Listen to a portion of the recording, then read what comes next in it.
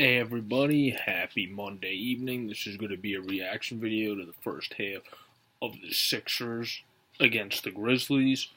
I will also be doing a reaction video to the Eagles game very shortly. I've just been busy today with schoolwork and then having class at night class, so I have to do everything tonight. But the Sixers' first half was really a tale of two cities. They started off really well, went up by a lot, got off to a fantastic start, and were ahead by a good margin. And now we're up by only 6 points. So it's kind of the typical way the Sixers do things. They go up by a lot, then let the other team creep back. But against Memphis, who coming into this game are only record-wise, as I get it here, 16-29.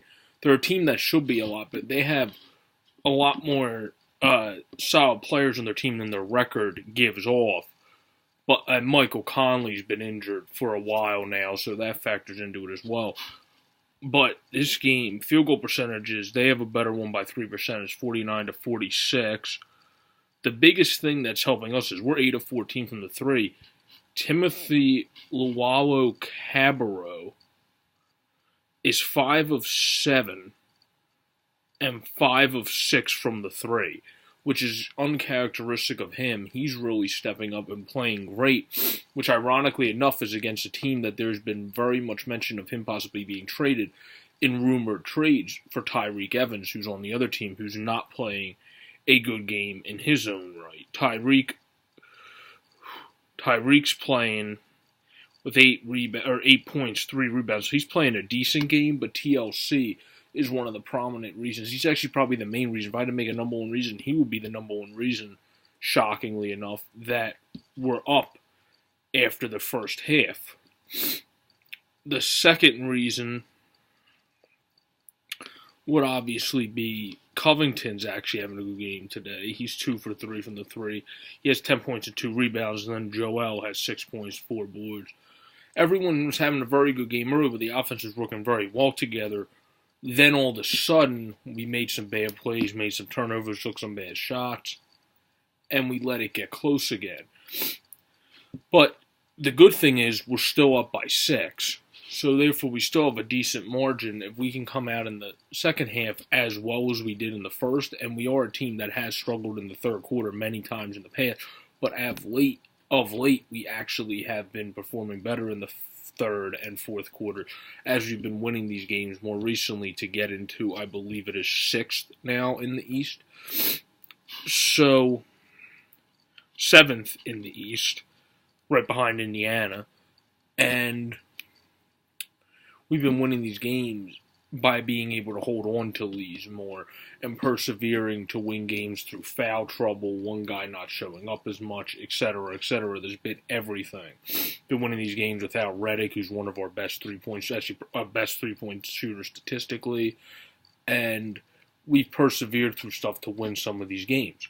So it's really good signs, and it really makes me feel better going into the second half than it would have a couple weeks ago when we were blowing leads out the wazoo, and that was the way we were mostly losing.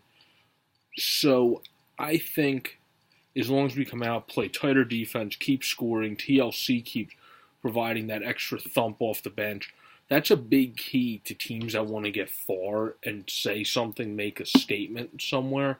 Is you have to have that guy off the bench that shows up each night, and it doesn't need to be that same guy like the James Harden Thunder Day, the Danny Greens, the Lou Williams, like the best guys in the world. You have to have one guy each game that shows up off of your bench to really take you to the next step against good talent, even teams that are struggling but have very good talent on their team, which the Grizzlies do. They got Marc Gasol. They got McLemore, who turned into nothing at Sacramento then signed a 2-year deal with the Grizzlies, so he's going to try to find himself there. But the amazing thing, again, is TLC's just carrying us this game. Chalmers has been injured so many, so they had to go through some injuries. But they have a roster that you would think they'd be in a position they are. But Parsons, one of their key guys, and Conley have been injured a lot of the year, so that goes into their struggles as well. But you still thought they would be a better team. But they are still very talented, have guys that can come in, and if you let them get close, any team can win a game. We saw it. The Sixers have lost to some pretty bad teams this year. Let's not make this another one. Let's keep the lead, keep playing very good offense, moving the ball around, keep making our shots. We made some shots that would be considered not prayers, but like luck shots, good throw-up shots at the end, like the one by TLC. We made a couple of those, which helped us to pull ahead from instead of just having like a 2-point lead at half a six. But let's just keep making these shots, keep playing gritty on D, and really establish ourselves in the start of the second half early to carry this game till the end so we can hold on to this lead. This has been a reaction to the Sixers' first half against the Grizzlies. This is Sports Fanatic News. I'm Joe Borek. Have a wonderful Monday night, everybody. Peace out.